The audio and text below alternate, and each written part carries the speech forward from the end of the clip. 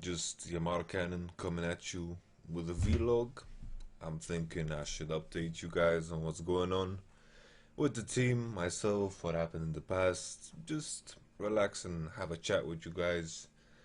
I guess the one thing that is concurrent right now, is playoffs. But of course, maybe first I should explain what I'm wearing. I was the sick party. I was the sick party and lots of celebrities.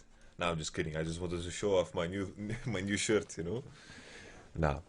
But then again, let's get back to playoffs. Of course, I'm just sitting inside all the time at my PC, so there's no partying.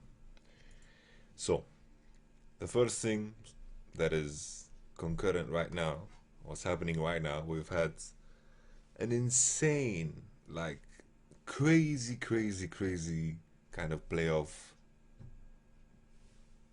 and I don't know where to start. First of all, we had the Vitality upset. Vitality just completely dropped the ball, I would say. I think Vitality didn't play up to their standards at all. Fnatic showed that they could play one strategy, which was good. They had a clear grasp of the 1-3-1, which was fine with a specific few champions, but I felt like the big issue was Vitality dropping the ball big time. I felt like they froze up, and I didn't feel like they played to their strengths. And also the fact that the meta, like, they didn't play to their strengths because I didn't feel like the meta involved their strengths. Like Cabo Shard with the Graves, he got hit with nerfs, etc. And they tried to play the Azir strategy that people have shied away from for some reason, all of a sudden, which, the Azir strategy is still really good because Azir is good into these tanks. So I think it's just a question of execution, and I felt like Vitality heavily dropped the bomb on that. And then you could clearly see when Fnatic faced up against G2 that, Fnatic weren't as amazing as they looked against Vitality. And on the other side of the bracket, we had most recently we had OG versus H2K, right? I think UOL versus OG was very straightforward. UOL, they lost twice against OG with massive leads in the regular split. I don't think anyone is surprised over the fact that UOL would lose this series, especially with the way the season has gone, with the transitions, with with the junglers overall. It's been very, very crazy for them. So I think still UL has made a good run. But then again, you look at OG, all of a sudden, they play better. They have a clear understanding of what should be done, and it is working. And I don't think they played perfect against UL, but still, it was better than the OG we saw. And then coming into the next week against H2K, I was amazed. Their early game was very, very different. Their pick and ban priority was like everything that they did, things that I didn't even think about that they did still made a lot of sense. I think their pick and ban was very impressive. I really like their aggressive think towards the Kindred pick because I think Kindred is very, very strong. And overall, OG were looking pretty, pretty good.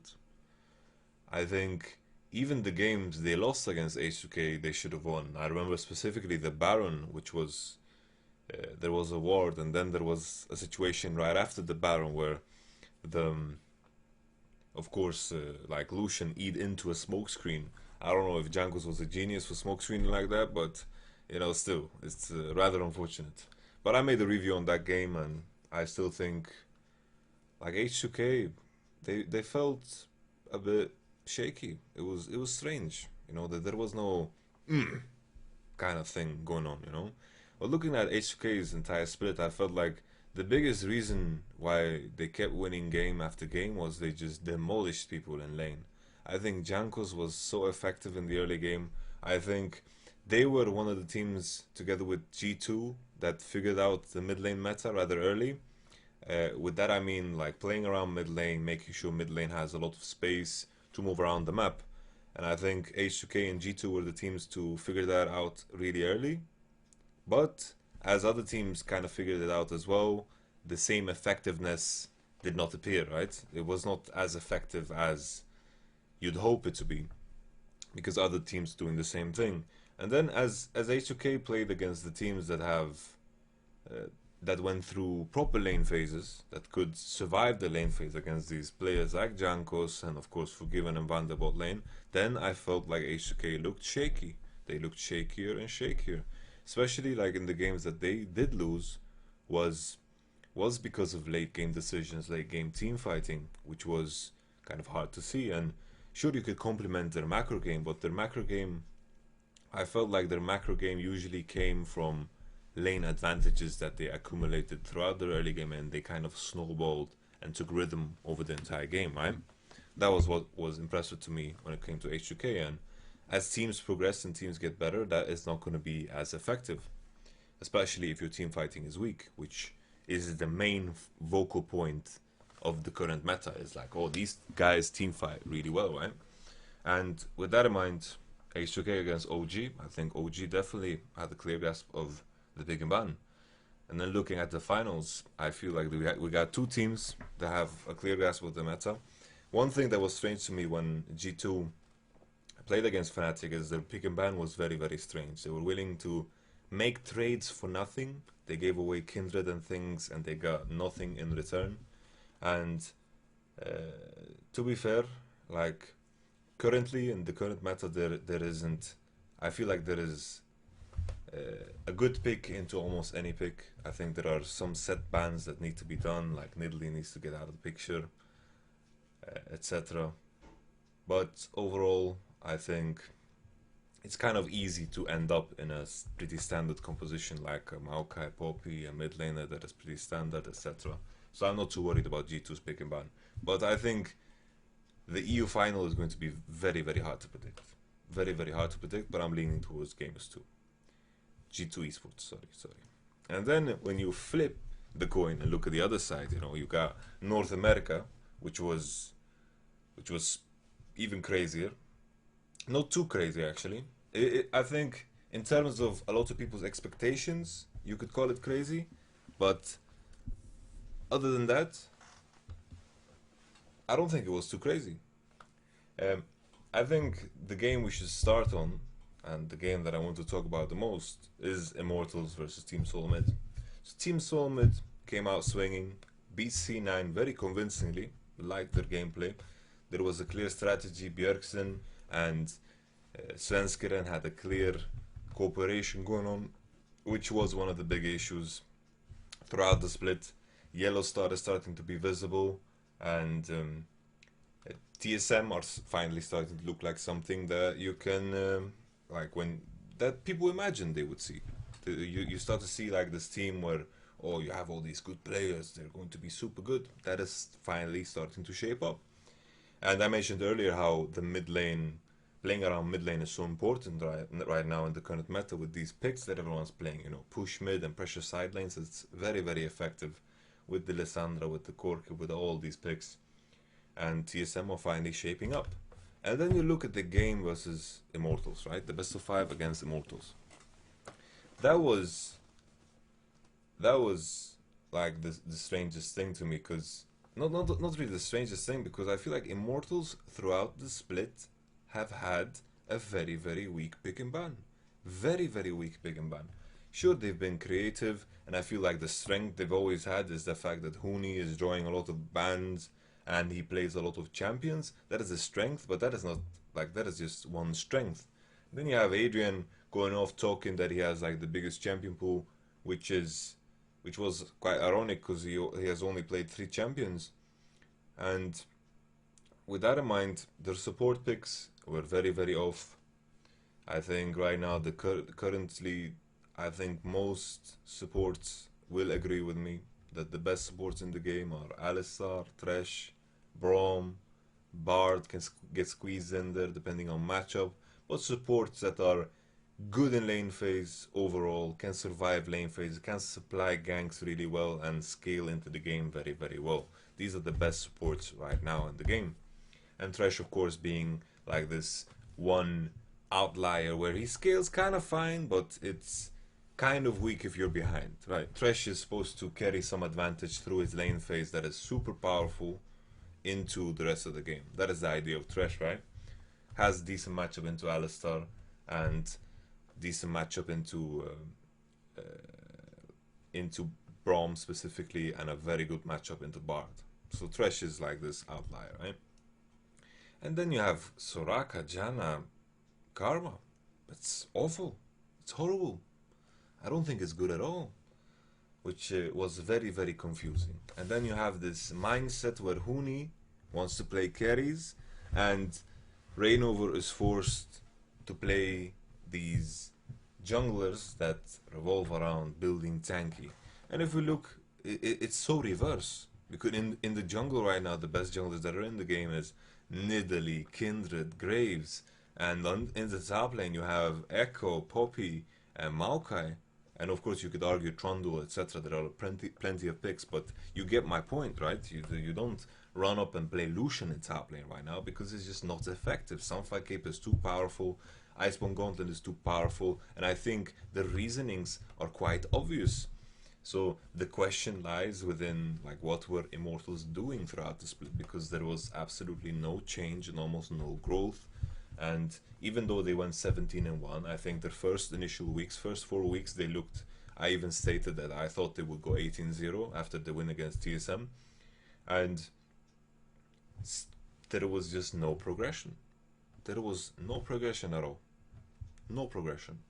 And then also you could point out so many things that were flaws in Immortals pick and ban. There was also Jhin was picked up against, like, Jhin is a strong champion but sucks at killing tanks. A lot of tanks in the current meta. Okay, you don't pick Jhin in the current meta. That's just common sense because he struggles to kill tanks. So I think Immortals truly screwed up in the pick and ban. I think they had no clue of what was good in the current meta, what junglers they're supposed to pick, and so on. But that's pretty much it. I think TSM vs COG. I could talk forever about the other bracket, but I'm gonna just leave it short. TSM vs COG. I think I will give TSM the edge. I think Haunter is better suited for this meta with the tongs. I think Darshan can do a fine job, but he's probably going to bring out some really wacky picks, which I'm gonna just vote for consistency. And I think Bjergsen is a way better player than Huhi. I think Huhi's gonna struggle in mid lane. I think Xmithy can do a fine job, but the mid lane, like as long as Svenskeren and Bjergsen play together, I think that is going to be problematic. And I think Svenskeren and Bjergsen through mid can take control over the quick game. If they continue drafting the way they did, I'm pretty confident TSM will take home the series. And then also you could compare the bot lanes, but I feel like Stixxay, impressive first split, very impressive first split, but he is not at the level where you can imagine safely that this guy can be the NA LCS champion. It is very, very hard for me to imagine with the level of play he has brought, right? It's he doesn't scream Nils, he doesn't scream Perks. These two players, you could imagine them being NALCS champions. Stixxay, not so much, but then again, I don't want to take away from the fact that he has had a very impressive split overall. Second place is not bad at all. But then you compare Afromu to Yellowstar. I think Afromu has been by far the best North American support. I don't think anyone comes close. And with that in mind, Afromu, if he carries or doesn't, I think that is the question. And if Darshan brings out picks that work out, I think that's the only way for COG to take it home. But I like to go for consistency, so I'm going to imagine and just say that I think TSM will take this home 3-1. Let's make it 3-2. I'm going to call it 3-2. Alright, so that's pretty much what's going on right now. I want to talk about also like the previous split I had with my Splyce boys. You know, it was an interesting split. Like I enjoyed it a lot. I enjoyed the guys. It was it was like I'm satisfied with the split, but like I went through a lot of personal things at the time. Like it was very hard for me during a couple of weeks to take care of myself because I I stopped. Well, basically, what happened was I got a call from my mother after our game against G2. The first one, I think, was week 4 or week 5. I don't remember too clearly.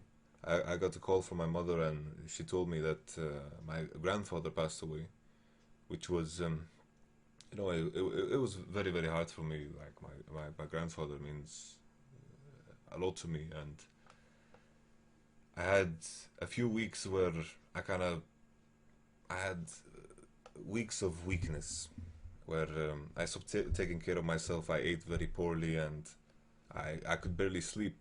And I'm not gonna say that it didn't affect me, but it did. It was it was for the first time I truly felt that I missed being home. Usually I've been very strong, like a lone wolf kind of thing going on, where it's easy for me to step away and just do what I'm supposed to do. But this was truly the first time where I just felt the need to go home. But of course, you can't do that in the middle of a split. And the guys were very supportive, but it was a very rough period for me, very hard. And like looking at the split as a whole, I'm still happy. Like the only thing that I really wanted was to make sure the guys get experience, plenty of experience, and that we can show what we can do with experience and having the basics down. Now we can just aim for consistency and move into the next split and try to contend. Because when we played to our standard level, like the level that I saw within the players what they are capable of, for example, against Fnatic, there was a game against G2 that I felt was very close. If we executed properly in the end, I still think we could have taken it home. But you need to push for that consistency, right? Consistency is very important. And that is something that comes with time. And now we've been given time, so I'm super happy and super excited for the next split. I'm very happy with the boys, and hopefully next split we can start to contend a bit. We can aim to battle with the top dogs, as to say. I'm going to make these vlogs more often, more frequently, so we can just have a conversation. You know, if you feel like you need to, if I should bring something up, if I should talk about something, you can just hit me up. I'll do that. We can talk about plenty of things. We can talk about these wacky shirts that I'm gonna wear randomly. I probably look like the biggest douchebag. I don't know why I decided to wear my watch as well, but pretty much anything, anytime. You can write to me about anything, and we can talk about it. All right. So I'll see you guys next time. I hope you guys enjoy this. Peace.